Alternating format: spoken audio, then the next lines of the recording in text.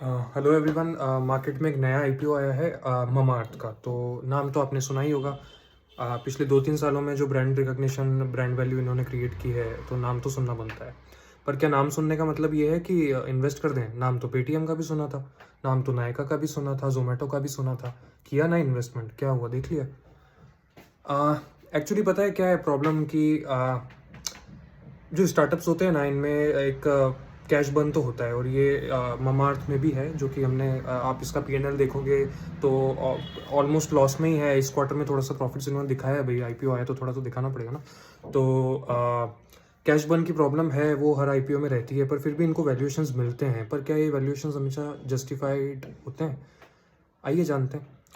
तो जहाँ तक इन्वेस्टर्स की बात है, इस इशू की बात करें तो 2900 करोड़ का इशू आ रहा है, 2900 करोड़ का, जिसमें से 400 करोड़ ओएफ फ्रेश इशू है, बाकी 2500 करोड़ का ओएफएस है। 2500 crore full offer for sale. तो अब ओएफएस है तो दिखती बात है कि जो पुराने इन्वेस्टर्स हैं वो बाहर निकल के जाएंगे, एग्जिट करेंगे अपनी पोजीशंस को। तो जानते हैं कि इन्वेस्टर्स कौन कौन है।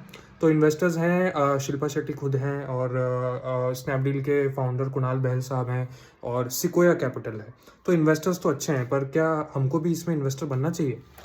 तो क्या है ना कि यार, सबसे पहले तो एक बात समझो, है ना।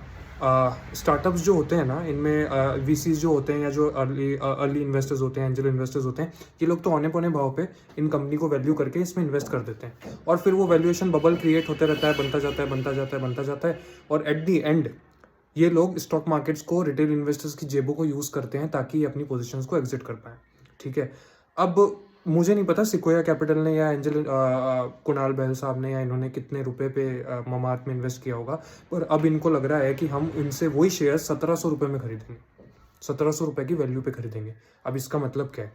एक्चुअली पता है ममाअर्थ हमको क्या बोल रही है कि हम अगर 1 रुपया कमाएंगे तो आप उसको मानो कि हम 1716 रुपये कमा रहे हैं। मतलब इनका जो पी रेशियो है वो 1:1716 रुपीज़ का है। मतलब हद हो गई यार, ये तो मतलब क्या चल रहा है? क्या समझ रखा है इन्होंने इन्वेस्टर्स को? मतलब और कोई कंपनीज नहीं है, और कोई कॉस्मेटिक्स बनाने वाली या फिर ऑर्गेनिक कॉस्मेटिक्स बनाने वाली कंपनीज नहीं है इंडिया में, और एफएमसीजी कंपनीज नहीं है। मतलब एचयूएल है, आईटीसी है, मैरिको है, और आपका ज़्यादा सोचे तो मतलब नाइका है। लेकिन इनके वैल्यूएशंस क्या है बताऊँ मैं आपको, पी रेशियोज क्या है? Nykaa is trading at around 960 का पी रेशियो, मैरिको 51 का पी रेशियो, एचयूएल 63 का पी रेशियो, और गोदरेज कंज्यूमर 63 का पी रेशियो। मतलब ये वो कंपनीज हैं जो कि 20-20, 40-40, 50-50 साल से अपना ट्रैक रिकॉर्ड, कंसिस्टेंट ग्रोथ दे रही हैं, कंसिस्टेंट प्रॉफिट्स दे रही हैं। लेकिन हम लोग इन कंपनीज को इग्नोर करके ममाअर्थ में पैसा लगाएं, जो कि ये बोल रहे हैं कि भाई हम सबसे बड़े हैं क्योंकि हमको 1716 रुपये पे हम आईपीओ ला रहे हैं आपको। तो हमारे वैल्यूएशंस इतने ज़्यादा हमको दो, आप अपनी जेब से पैसा निकाल के दो, उसके बाद स्टॉक का क्या होगा हमको नहीं पता। देख लिया ना यही चीज़ हमने पेटीएम में पैसा लगाया, क्या हुआ? 2150 रुपये का पेटीएम का आईपीओ आया था, आज कितने पे? 500, 550 रुपये पे। 80% वैल्यू इरोड हो गई इनकी। ठीक है। उसके बाद भी ये लोग बाई बैक ला रहे हैं 810 रुपये पे। मतलब क्या चल रहा है?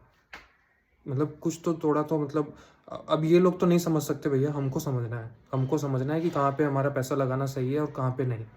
ठीक है। नाइका का आईपीओ देख लिया हमने, जोमेटो का आईपीओ देख लिया हमने, क्या हो रहा है?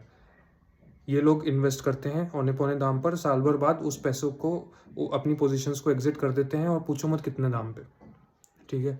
तो हमको क्या मिलता है? कुछ नहीं। हमारी जेब से पैसा इनमें लगता है और वो हम रख के भूल जाते हैं। क्यों? क्योंकि हमारा पैसा ना हमारे लिए इम्पोर्टेंट है ना इनके लिए। अगर आपके लिए इम्पोर्टेंट है आपका पैसा, अगर एक लॉट भी आप आईपीओ में लगाते हो और वो आपके लिए इम्पोर्टेंट है ना, तो इन आईपीओ से बच के रहो, ऐसी कंपनीज से दूर रहो, क्योंकि ये हमको यूज़ कर रहे हैं खुद पैसा बनाने के लिए, अपनी पोजिशंस को एग्जिट करने के लिए। बी स्मार्ट मैन, ऐसे नहीं करना इन्वेस्ट। इससे अच्छा तो एचयूएल के शेयर्स खरीद लो, करेक्शन आ रहा है, आईटीसी खरीद लो, उसको होल्ड करके बैठो। मैरिको ले ना यार, 500 रुपये पे मिल रहा है। 700 भी गया तो 200 कितना पैसा बनेगा? मतलब सोचो आप। ये कोई रिकमेंडेशन नहीं है, फॉरगेट इट, बाय।